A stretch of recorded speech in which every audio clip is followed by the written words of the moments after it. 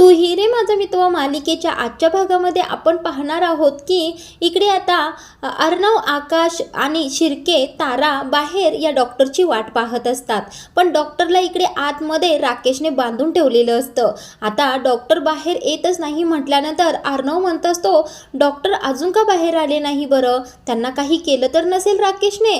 त्यावेळेला आता आकाश म्हणतो, नाही तसं काही नसणार आहे. त्यावेळेला आता ताराला अर्णव आतमध्ये जायला सांगतो. म्हणजे ताराला आता सगळा राकेशचा पसारा घेऊन राकेशने तिला बोलवलेलं असतं. आता हे सगळं घेऊन ती राकेशला भेटायला त्या गोडाऊनमध्ये येत असते. आता येताच अर्णव तिला म्हणत असतो, तारा तू अजिबात काळजी करू नकोस, आम्ही इथेच आहे, न घाबरता तू आत जा.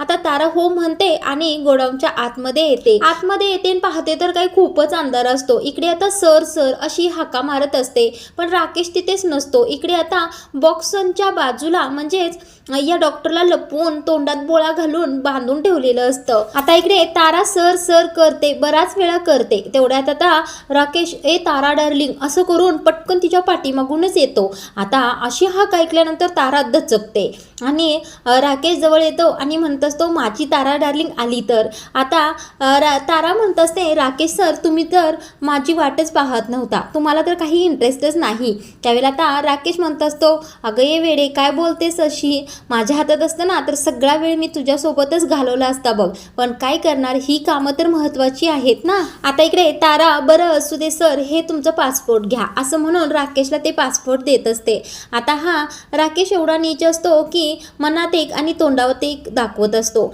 आता पासपोर्ट हातामध्ये घेतच ताराला म्हणत असतो, तारा डार्लिंग मी ज्यावेळेला इथून जाईन आणि तिथे सेटल होईन त्यावेळेला मी तुला सुद्धा बोलवून घेईन, मग आपली लाईफ आपण मस्त एन्जॉय करूया. त्यावेळेला तारा हो म्हणते. आता इकडे हा राकेश ताराकडे पाहून हसत तर असतो, पण मनात म्हणत असतो, चला तर आता माझं सगळं काम आवरलं तर आहे इथलं, आणि माझ्या पाठीमागे जे काही पुरावे उरणार आहेत ते एका वेळेतच मी सगळे जाळून टाकणार आहे.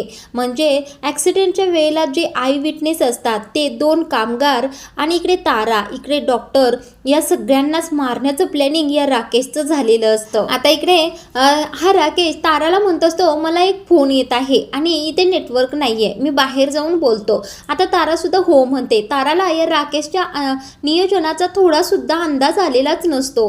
आता राकेश या फोनचं नाटक करून त्या गोडाऊनच्या बाहेर येतो आणि हातामध्ये डिझेल की पेट्रोल काय घेतो आणि सगळ्या गोडाऊन भोवतीने सांडून टाकतो आणि आग लावणार असतो तो तिथे. आता सगळं डिझेल विस्कटून झाल्यानंतर काडी ओढतच स्वतःच एकटा बोलत असतो की डॉक्टर चला आता तुम्हा सगळ्यांना संपवणार मी, आणि माझ्या पाठीमागे पुरावा असा मी काही सोडणारच नाही. हा जर डॉक्टर मेला तर याच्यासोबत माझी वाईट कृत्येसुद्धा जळून जातील. मी कित्येक मुलींना फसवलं आहे, त्यांच्याबरोबर काय केलं आहे हे सगळं त्या डॉक्टरबरोबरच संपून जाईल. आता पण डॉक्टर लक्षात ठेवा हां, मी तुम्हाला एक छानसं गिफ्ट देत आहे. मरता तुमच्या प्रवासात एवढी छान तारासुद्धा सोडत आहे. हा राकेश एवढा नीच असतो की कुठल्याच माणसांचा हा चांगला विचार करतच नसतो. आता इकडे पटकन असा बोलतो आणि त्या पेट्रोल डिझेलवर आग लावतो. आता इकडे हा राकेश आग लावतो, सगळीकडे ढणाढणा आग लागलेली असते आणि हा राकेश त्या गोडाऊनचा दरवाजा लावून घेतो आणि स्वतः एकटाच बाहेर पडतो. आतमध्ये ते 2 मजदूर तारा आणि डॉक्टर असतात. यांना जळण्यासाठी सोडून एकटाच बाहेर येऊन चांगला एखाद्या राक्षसासारखा हसायला लागलेला असतो आणि म्हणत असतो, चला आता डाव संपला तर. इकडे आता अर्णव खूपच काळजीत असतो की कोणीच अजून कसं बाहेर आलं नाही बरं. त्यावेळेला आता राकेश आणि शिर्के शांतच बसतात. आता इकडे अर्णव मात्र त्याची हुशारी दाखवतो. तो म्हणतो, शिर्के तुम्ही इथेच गाडीजवळ थांबा आणि मी आणि आकाश आत जाऊन बघतो की काय चाललं आहे. आता शिर्के सुद्धा गाडीजवळ थांबतात. शिर्केंना सांगत असतो की शिर्के काहीतरी इमर्जन्सी आली तर मी पटकन तुम्हाला फोन करतो, तुम्ही अलर्ट राहा. त्यावेळेला शिर्के हो म्हणतात. आता अर्णव पटकन त्या गोडाऊनकडे धावत जातो आणि जाऊन पाहतो तर काय सगळ्या गोडाऊनला चांगलीच आग लागलेली असते. आता अर्णव आणि आकाश धावतच त्या गोडाऊनच्या आतमध्ये जातात. इकडे आता ताराची आगबाग झालेली असते, ती हेल्प अशी ओरडत असते. इकडे आता पटकन आग लागलेली पाहून आकाश आणि अर्णव ताराला सोडवण्याच्या तिच्या नादाला लागतात. आता तिला सोडवत असतात तेवढ्यातच या डॉक्टरांच्या धडपडण्याचा आवाज येतो. आता या डॉक्टरांच्या तर तोंडात बोळा घातलेला असतो, पण अर्णव आणि आकाश आतमध्ये आले आहेत पाहून डॉक्टर खूपच धडपडायला सुरू करतात आणि अर्णव आणि आकाशला कळतं की ते आतमध्ये सुद्धा कोणीतरी आहे. आता अर्णव आत जाऊन पाहतो तर काय डॉक्टरांना तिथे बांधून ठेवलेलं असतं. आता अर्णव पटकन फास्टमध्ये डॉक्टरांना सुद्धा सोडवतो. एवढी आग लागलेली असते की तिथून वाचून बाहेर जाणं खूप महत्त्वाचं त्याला वाटत असतं. आता अर्णव तारा आणि डॉक्टरना घेऊन बाहेर पडणार इतक्यातच अरे उठ रे, वाचवा, कोणीतरी वाचवा, उठ रे असा आवाज येतो. आता अर्णव आकाशला म्हणत असतो थांब मी बघतो कोण आहे. आता अर्णव एवढ्या आगीमधून आत धावत जातो आणि पाहतो तर काय ते 2 मजदूर म्हणजेच राकेशच्या ॲक्सिडेंटचे 2 पुरावे असतात.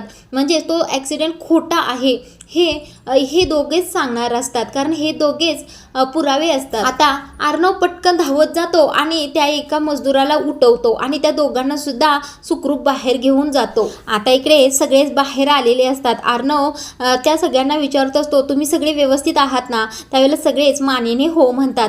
आता अर्णव म्हणत असतो तुम्हा सगळ्यांना रिलीज झाला आहे ना, तुम्ही कसल्या माणसाला साथ देत होतात. तो राकेश 1 नंबरचा फ्रॉड आहे, तुम्हाला फसवत होता, फक्त तुमचा वापरच करून घेत होता.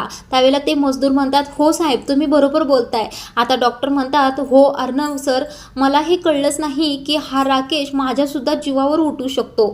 मला वाटलं नव्हतं की हा माणूस या स्तराला जाऊ शकतो. आता इकडे अर्णव या सगळ्यांना सांगत असतो आता तर तुम्ही मला मदत करायला तयार आहात ना. त्यावेळेला ते 2 मजदूर डॉक्टर आणि तारा सगळेच हो म्हणतात. आता अर्णव म्हणत असतो आपण सगळ्यांनी एक प्लॅनिंग करायचं आहे आणि माझ्या त्या प्लॅनिंगमध्ये मी जसं सांगेल तसंच तुम्ही बोलायचं आहे आणि वागायचं सुद्धा आहे. त्यावेळेला ते सगळेच एका पायावर तयार होतात. इकडे आता मामांनी ईश्वरीला घेऊन जबरदस्त प्लॅनिंग केलेलं असतं. म्हणजे ते 2 विषारी गॅसच्या टाक्या असतात त्या मामांनी रिकाम्या करून त्यामध्ये नुसती हवाच भरून आणलेली असते. आता ईश्वरी मामांना म्हणत असते मामा तुम्ही काय करताय, पुन्हा ते विषारी वायूचे टँक घरामध्ये आणले का. त्यावेळेला मामा म्हणतात नाही ग ईश्वरी तसं काही सुद्धा नाही आहे, ह्याच्यामध्ये काही विषारी वायू वगैरे नाही आहे, याच्यामध्ये नुसता गॅस भरून मी आणला आहे. त्यावेळेला ईश्वरी म्हणते हा मामा तुम्ही बरोबर केलं. आता मामा म्हणत असतात हे सगळं मी आहे त्या ठिकाणी ठेवतो ना, म्हणजे त्याला संशयच येणार नाही. उगीच आपण तिथून हलवलं तर त्याच्या मनामध्ये नक्की आपल्याबद्दल डाऊट येईल. आता ईश्वरी म्हणत असते हो मामा तुम्ही एकदम बरोबर केलं आणि त्या राकेशचा आता डाव संपला आहे, त्याला उद्ध्वस्त करण्याची वेळ जवळ आली आहे. त्यावेळेला मामासुद्धा ईश्वरीला साथ देतच हो हो असं म्हणतात आणि त्या पलंगाखाली जिथे गॅस होते तिथेच त्या 2 टाक्या ठेवून देतात. आता इकडे ईश्वरी किचनमधून अचानकच तिच्या रूममध्ये आलेली असते आणि गणपती बाप्पाला हात जोडूनच प्रार्थना करत असते. गणू बाप्पा तुम्ही कायमच मला साथ दिली आहे आणि माझा तुमच्यावर पूर्णपणे विश्वास आहे, पण आज आम्ही जे काही प्लॅनिंग केलं आहे ते सक्सेसफुल होऊ देईल आणि आमच्या अंजलीताईंची त्या माणसाच्या तावडीतून सुटका होऊ दे इतकीच प्रार्थना आहे. तेवढ्यातच अर्णव पाठीमागे आलेला असतो. त्यावेळेला आता अर्णव पाठीमागून म्हणत असतो हो गणू बाप्पा आणि मी सिंदूरला थोडासा समजूतदारपणा सुद्धा द्या, शहाणपण सुद्धा द्या. आता असं ऐकून ईश्वरी अर्णववर चिडते आणि म्हणते सर तुम्ही असं का बोलत आहात, मला काही शहाणपणाची गरज आहे बरं.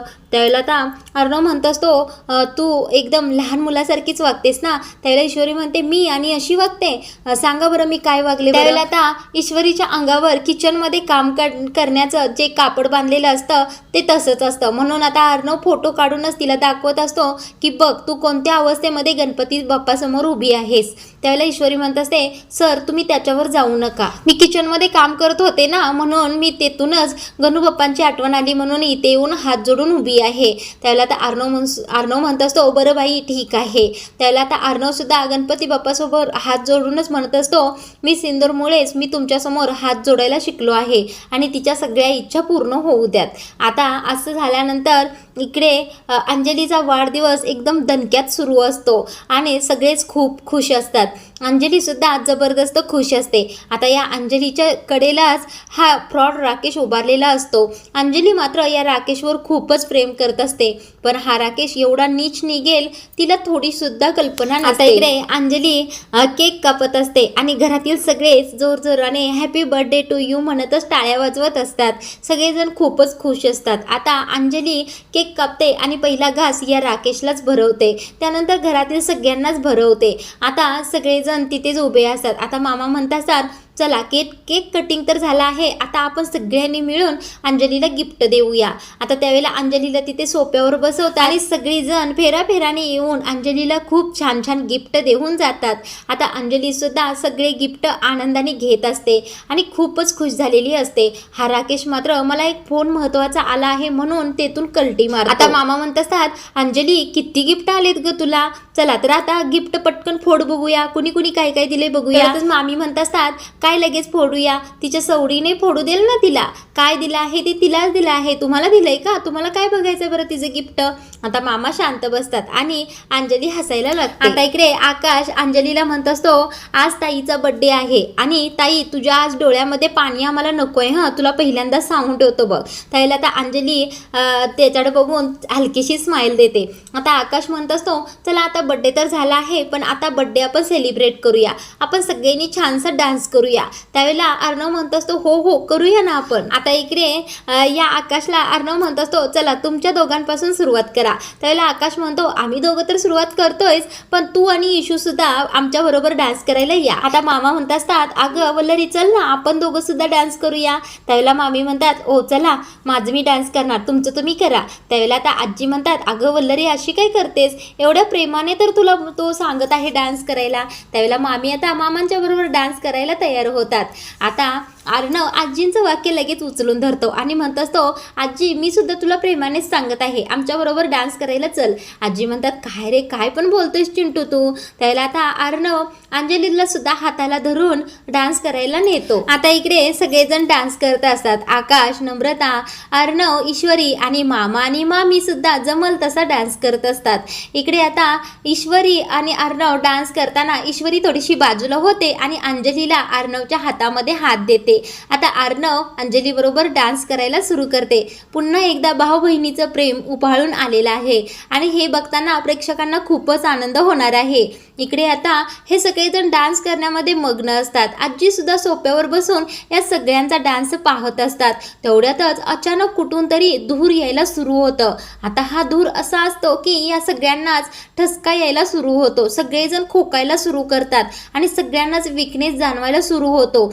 हळूहळू तो धूर इतका वाढतो की सगळेजण जिथे आहेत तिथेच खाली बसतात आणि बेशुद्धच पडतात. आता इकडे या सगळ्यांचं हे नाटकच असतं, हे राकेशला माहीत नसतं. आता इकडे अंजली, अर्णव, ईश्वरी, मामी, मामा, आजी, आकाश, नम्रता सगळेच बेशुद्ध झालेले असतात. हे पाहून हा राकेश या सगळ्यांच्या जवळ येतो. आता अंजली जवळ येतो आणि तिला म्हणत असतो, किती बावरट आहेस ग तू असली बावरट बायको आहेस ना, तुला जरी बघितलं ना तरी माझं डोकं हलतं. आता प्रेक्षकांना इथे खरी मजा सुरू होणार आहे. कोणीही बेशुद्ध झालेलं नसतं, पण राकेश स्वतःचा सगळा गुन्हा स्वतःच्या तोंडानेच कबूल करत आहे. इकडे आता अंजलीला म्हणत असतो, एवढी बावरट आहेस ना की तू माझ्या डोक्यातच जातेस बघ, समोर जरी आलीस तरी मला सहन होत नाहीस, त्यामुळे आता तुला कायमचा बाय बाय करायची वेळ आली आहे. आता काय करायचंय ते कर, मी निघालो तुझ्या आयुष्यातून. आता इकडे हा राकेश अंजलीच्या हातामधील सोन्याच्या बांगड्या काढून घेतो आणि स्वतःच्या हातरुमालामध्ये गुंडळतो. इकडे आता आकाश आणि नम्रता जवळजवळ बेशुद्ध पडलेले असतात आणि त्यांच्या मध्येच येऊन बसतो आणि त्या दोघांकडे पाहत म्हणत असतो, काय रे सुखाने संसार करा आणि सासूहसुनांची भांडणं काही चालूच राहू द्यात, खूप मजा येते. आता नम्रताच्या हातातील सुद्धा सोन्याच्या बांगड्या काढून हा राकेश घेतो आणि स्वतःच्या खिशामध्येच घालतो. इकडे आता अर्णव बेशुद्ध पडलेला असतो आणि हा राकेश त्याच्याच जवळ येऊन आपण हाताला टेकन देऊन त्या अर्णवच्या तोंडासमोर तोंड करूनच खाली झोपतो आणि म्हणत असतो या अर्णवकडे पाहून, काय रे चिंटुकल्या, तू तर मला खूप त्रास दिलास बघ, कसले कसले डायलॉग मारतोयस, तुझं तर नुसतं तोंडच चांगलं आहे. अरे फक्त दिसणं चांगलं असून चालत नाही, तर डोक्याने कामं सुद्धा करावी लागतात. आता प्रेक्षकांनो आजचा भाग इथेच थांबवला आहे. पुढील भागामध्ये हा राकेश ईश्वरीजवळ गेलेला असतो आणि ईश्वरीवर पुन्हा एकदा घाण नजर टाकतच तिला म्हणत असतो, माझी इंदोरी जिलेबी बघ, तुझ्यासाठी मला काय काय करावं लागलं आणि आज अखेर माझी इच्छा पूर्ण होणार. आज तुझ्याबरोबर मी मजाच करणार आणि तुला आता शेवटचा किस सुद्धा करणार आहे. आता ईश्वरीच्या हातात हातावर टच करतच तिला किस करण्यासाठी जवळ जात असतो, तेवढ्यातच ईश्वरी पटकन डोळे उघडते आणि या राकेश समोर खाड करून उभीच राहते. आता ईश्वरी शुद्धीवर आहे पाहून राकेशच्या पायाखालची जमीनच सरकलेली असते. आता ईश्वरी खाड करून या राकेशला कानाखालीच आणते. आता राकेश तिथेच खाली पडतो. आता ईश्वरी या राकेशला म्हणत असते की तुझ्या आता पापाचा घडा भरला. पुढील भागामध्ये आपल्याला असं पाहायला मिळणार आहे की पोलीस या राकेशला तुरुंगामध्ये नेण्यासाठी आलेले असतात. आता हा राकेश काही केल्याने ऐकत नसतो, एवढा पिसळलेला असतो की त्या पोलिसांचीच पिस्तूल हातामध्ये घेतो आणि ईश्वरीला खेचून स्वतःच्या ताब्यात करतो आणि ईश्वरीच्या डोक्यावरच ती पिस्तूल ठेवून म्हणत असतो, काय रे चिंटुकल्या, मी तुला एवढ्या सहज गावीन असं वाटलं का? जर पुढे आलास तर एका गोळीतच तुझ्या बायकोला स्वर्गामध्ये घालवीन बघ. आता अर्णव इथे खूपच घाबरलेला असतो. अंजली समोर अखेर राकेशचं सत्य आलेलं आहे. इथे आता डॉक्टर, ते 2 मजदूर आणि तारा सुद्धा पाठीमागे दिसत आहेत. म्हणजे उद्याच्या भागामध्ये आपल्याला या राकेशचं स्टेप बाय स्टेप सगळं सत्य अंजली समोर आलेलं पाहायला मिळणार आहे. उद्याचा भाग खूपच इंटरेस्टिंग होणार आहे आणि असेच व्हिडिओ पाहण्यासाठी चॅनलला सबस्क्राईब आणि व्हिडिओला लाईक करायला विसरू नका.